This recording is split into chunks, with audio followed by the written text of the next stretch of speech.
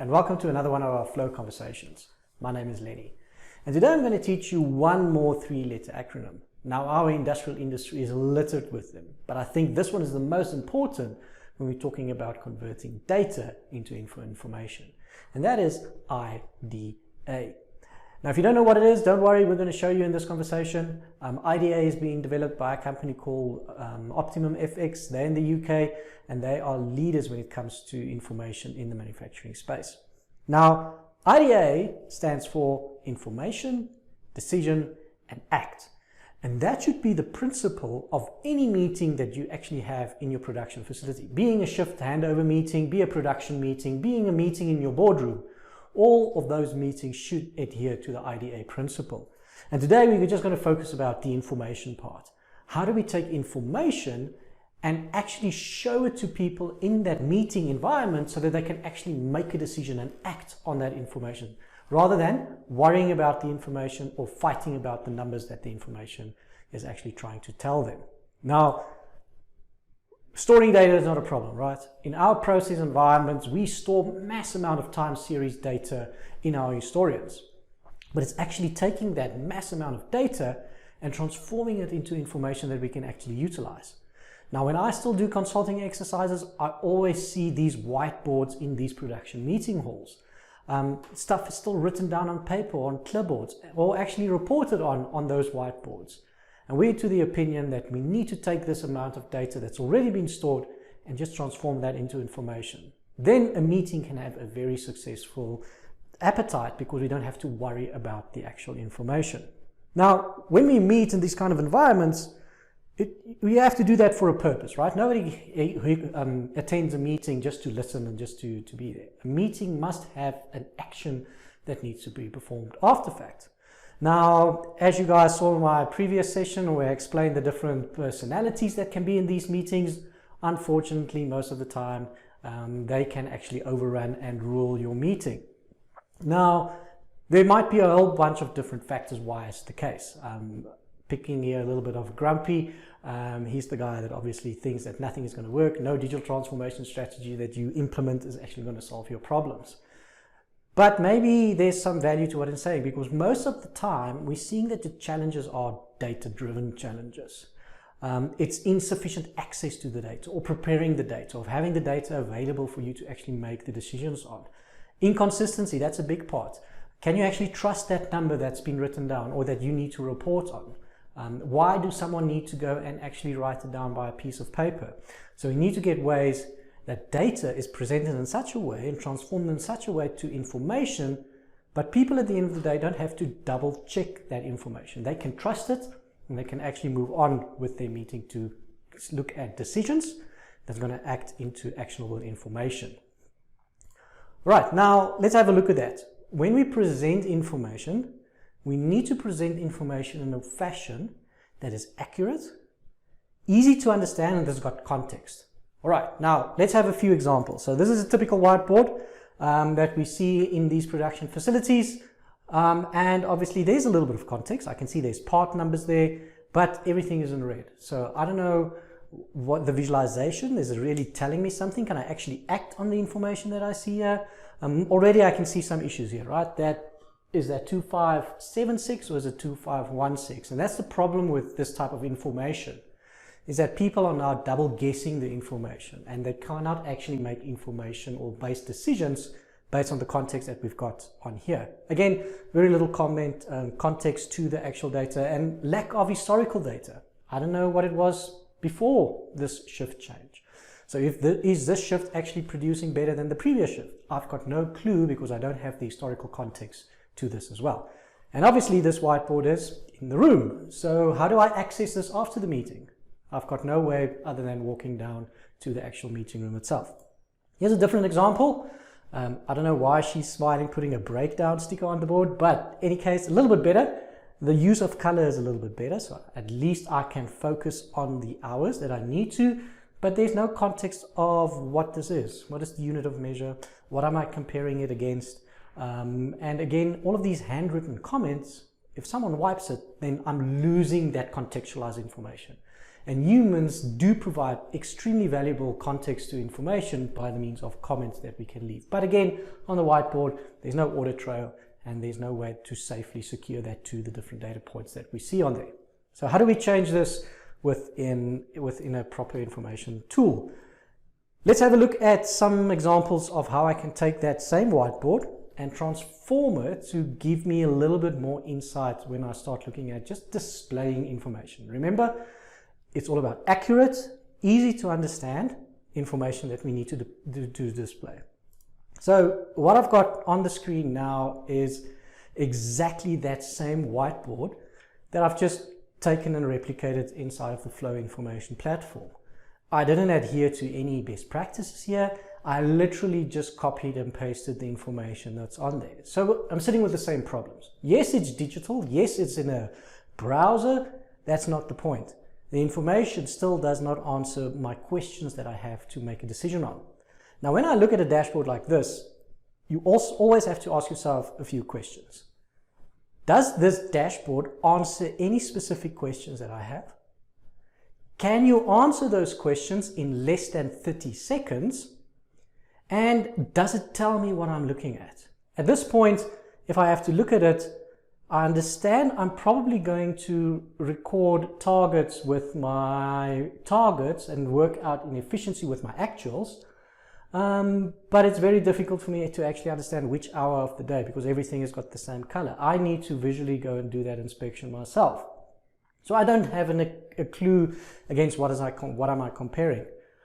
Is the efficiency of 180% good or bad? Is the efficiency of 15 bad?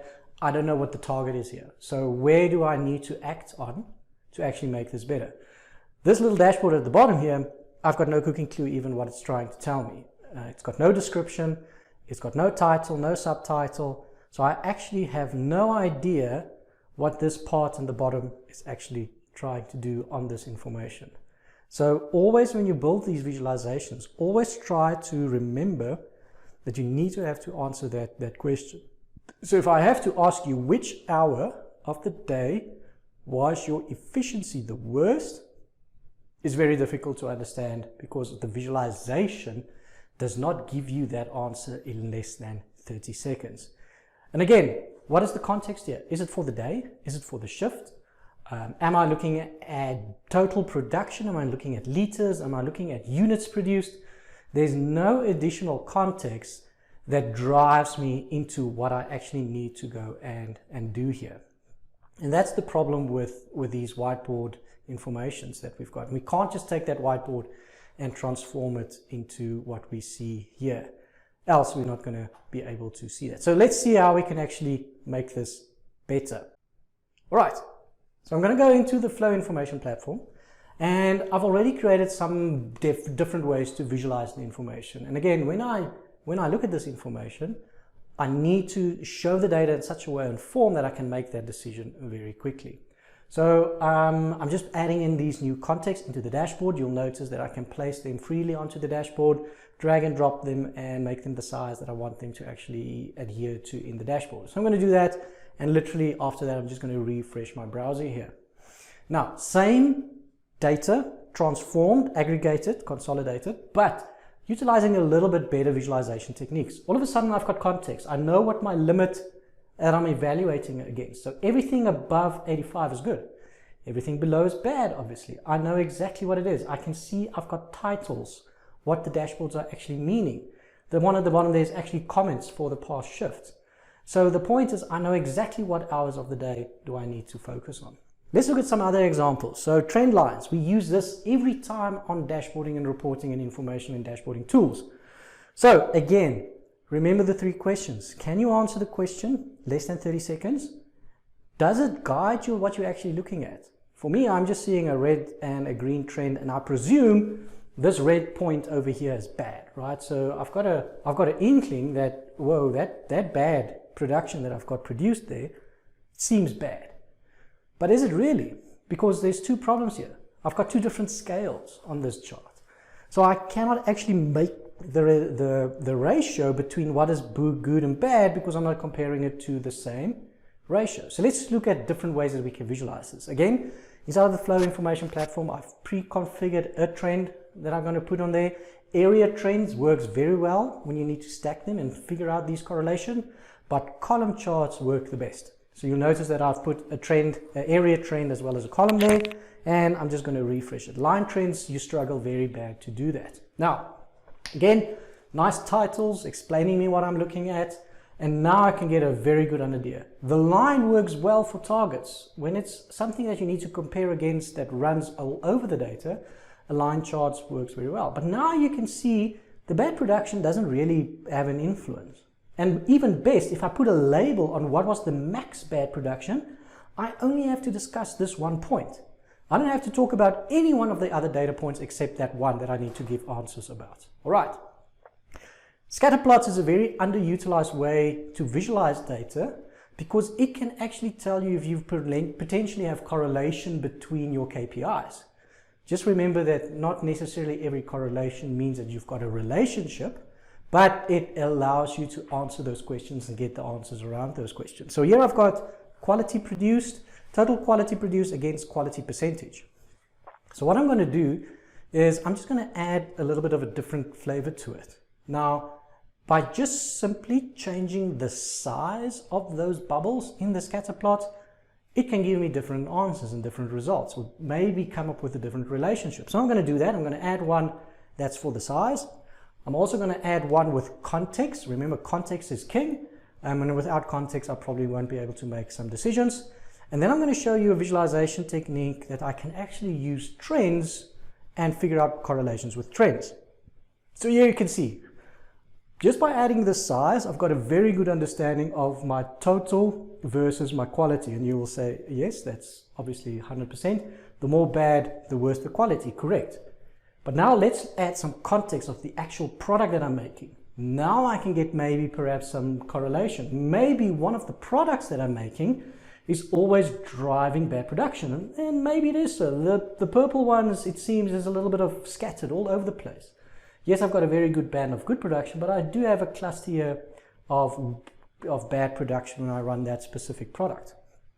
Again, the dashboards I can rescale and resize, so I'm just going to do that with the bottom one. And obviously, if I have everything synced on the same time, a line chart can give me correlation. So here you can see every time where there's a bump in the bad production, obviously my quality will go down. Very simple correlation, but it shows the point that with these visualizations, I can achieve correlation between my KPIs. This one we all love. One of my boss's pet peeves, and that's pie charts. Now, the human eye is very, very bad at estimating areas. If the areas are not next to one another, you can almost not identify which one is the bigger or the worst one. And again, what are you trying to do here? You want to see which product do you make the most. So this visualization isn't really good to actually achieve that. So what I'm going to do is I'm going to show a different technique to show the data, and it's something that our smart watches use, and that's that concept of the activity rings. And I'm going to add that to the screen as well. Give it a refresh. And now you'll see at least I can get a very better understanding, but the angle is still a problem. I still have to work out the angle because of the circular nature. So it might not be that the red and the green there is very close to one another because of the angles. Now the best way to actually do that is to revert back to our good old trusted column chart and by stacking the data, but having context to that data that we're stacking on the top, and maybe adding history to it. So if I refresh this, you'll get a complete different understanding what's going on.